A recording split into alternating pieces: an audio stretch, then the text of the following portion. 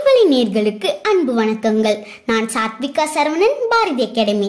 Summer வெக்கேஷன்ல நிறைய பேரண்ட்ஸ்க்கு தன் குழந்தைங்களை எங்கேயாவது கூட்டிட்டு போய் என்டர்டைன்மெண்ட் பண்ணணும்னு theme park, amusement park, shopping மால்னு பிளான் பண்றாங்க. போறதுல எந்த பிரச்சனையும் இல்லை. பட் அங்க விற்பனைக்காக அட்ராக்ஷனுங்கிற பேர்ல நிறைய ஃபாஸ்ட் ஃபுட் ஐட்டம்ஸ் சேல் பண்றாங்க. அதுல என்ன பிரச்சனை இருக்குன்னு தெரியாம, நல்லது கெட்டதுன்னு யோசிக்காம எதையோ வாங்கி கொடுத்து அதை வீடியோ எடுத்து சோஷியல் மீடியால போட்டு சம்மர் வைப்னு சுத்திட்டு இருக்காங்க. இப்படிதான் கடந்த 2 மாசத்துக்கு முன்னாடி சென்னையில ஒரு பொருட்காட்சிக்கு போன ஒரு பேரண்ட்ஸ் தான் பையனுக்கு லிக்விட் நைட்ரஜன்ல ஆன ஒரு ஃபுட் ஐட்டமை வாங்கி கொடுத்து அதை சாப்பிட்டு வாயில புகையா வரத வீடியோ எடுத்து சோஷியல் மீடியால போட்டிருந்தாங்க. பட் அந்த பையன் சாப்பிட்ட அடுத்த செகண்டே அவரோட உணவு குழாயில டைரக்டா போய் லங்ஸ் அஃபெக்ட் ஆயிடுச்சு. இந்த அளவுக்கு ஒரு விளையாட்டா செஞ்ச விஷயம் பெரிய விளைவை ஏற்படுத்திருச்சு. ஓகே, இப்ப நம்ம மெயின் கான்செப்டுக்கு வருவோம். இந்த லிக்விட் நைட்ரஜனை ஏன் உணவு பொருட்கள்ல பயன்படுத்துறாங்கன்னு தெரிஞ்சுப்போம். இந்த லிக்விட் நைட்ரஜனோட வெப்பநிலை -196 டிகிரி செல்சியஸ். சாதாரணமா தண்ணிய கொதிக்க வைக்கிறப்போ 100 டிகிரி செல்சியஸ்ல கொதிச்சு ஆவியாகும்.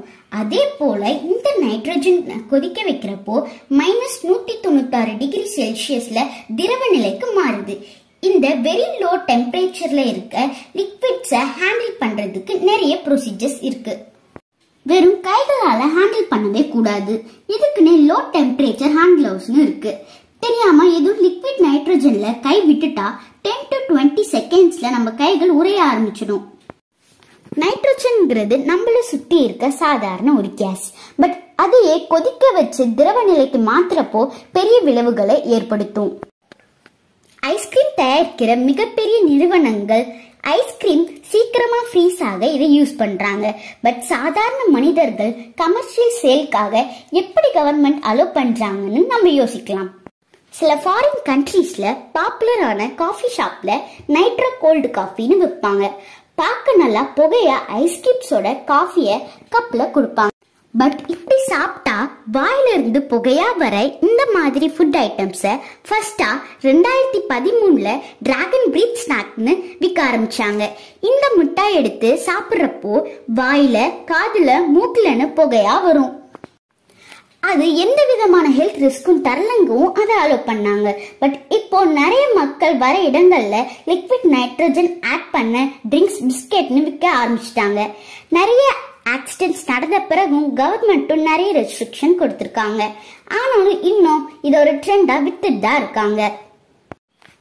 அறிவியல் கண்டுபிடிப்புகளை நல்ல விஷயத்துக்காக செய்யறப்போ எந்த பிரச்சனையும் இல்லை. பட் இந்த மாதிரி கமர்ஷியலா பண்றப்போ பேரண்ட்ஸ்க்கு அவேர்னஸ் இருக்கணும்.